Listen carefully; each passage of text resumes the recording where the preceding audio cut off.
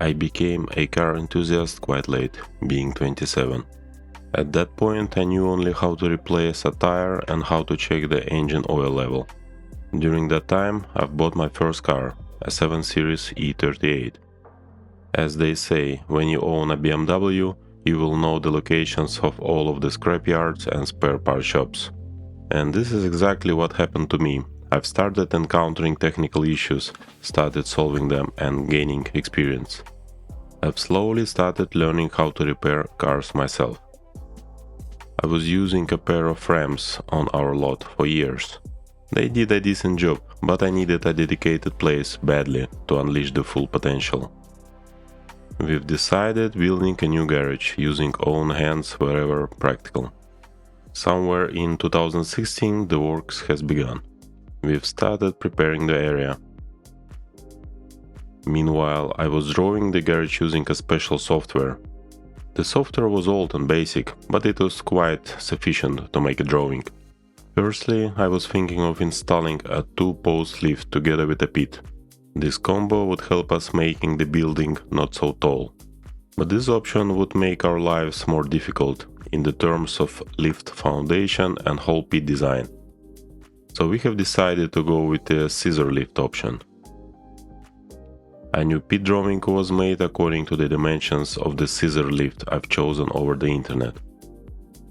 Also, we have agreed on the roof option. This gave us a small attic area in between the roof and the sauna. Yep, we have a sauna in another compartment in the same building. As you can remember, my garage was stuffed with wood, thus making my garage life more difficult. By the way, the sauna is almost finished as well, so I will be commencing a new project soon. You know what I mean. The 4.6 liter swap. Okay, let's get back to the garage. I've downloaded a book called How to Build a Foundation with all of the calculation techniques. We did the foundation ourselves. When the foundation have settled down after the first winter, we have started building the walls.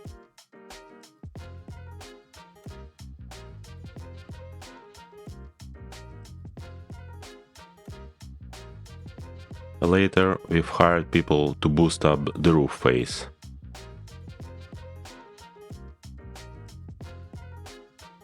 So, after installing windows and doors, the box was completed. I have assembled an advanced ventilation system that serves both sauna and the garage, including the exhaust gas extractor. Then came the COVID. At some point, I needed to stay alone for a few weeks. I've spent this time wisely.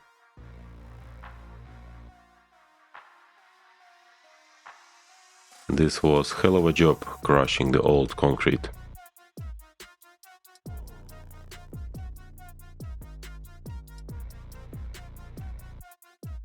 Pit has its own vent pipe.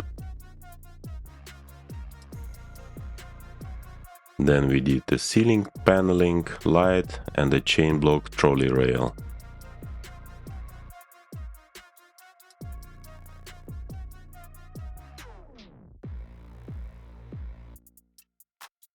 We've hired people to make the polished heated concrete flooring.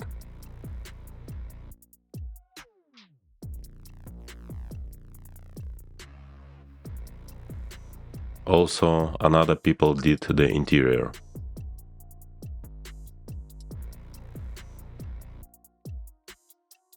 Meanwhile, we've brought the scissor lift and installed it.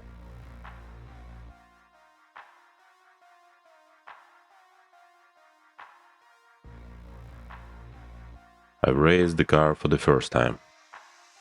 I was so happy you cannot imagine.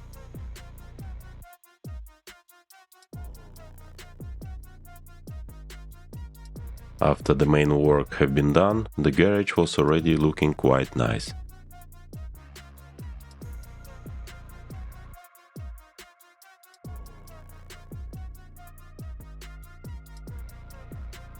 My friend helped me with the epoxy flooring.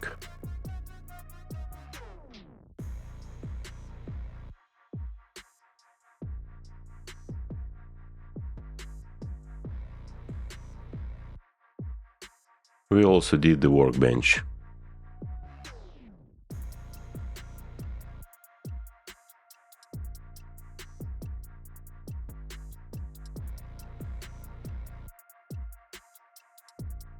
Then came all of the nice details and stuff.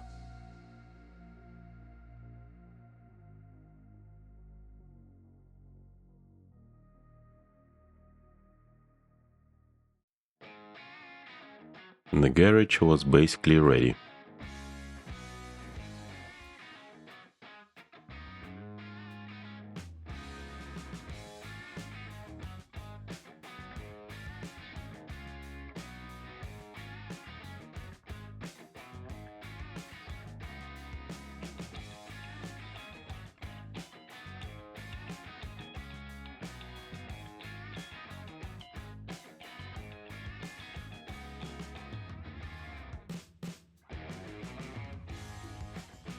Now the car story. Long story short.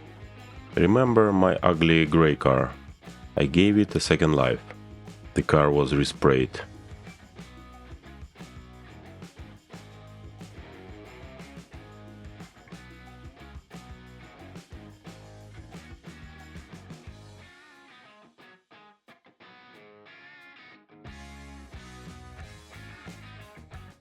During those years, I was heavily modding and retrofitting this car.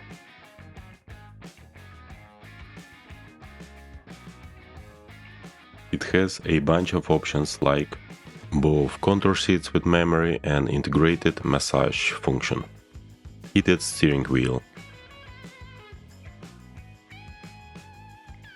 rear sofa Frankenstein, etc. Those seats will be reupholstered later on. I needed a cherry on the cake. The car was missing a bigger engine. It has an M52 from the factory. So I had two options in my mind, the B46 and the S62. I've chosen B46 because it has an automatic transmission, even though it is a bit less powerful. I like to chill behind the wheel. The shifter era is over for me. So, several years ago, I've bought this 4.6 liter engine from an X5 E53.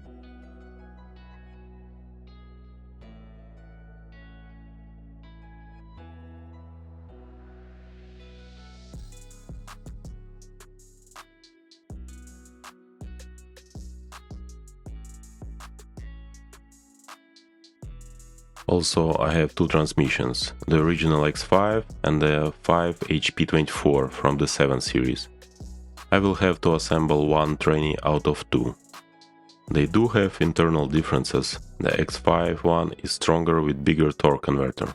Firstly, I will rebuild the engine and then I will swap it into my car. I will replace the whole car wiring, modules and some other things to make the newer engine compatible with my old pre-facelift car.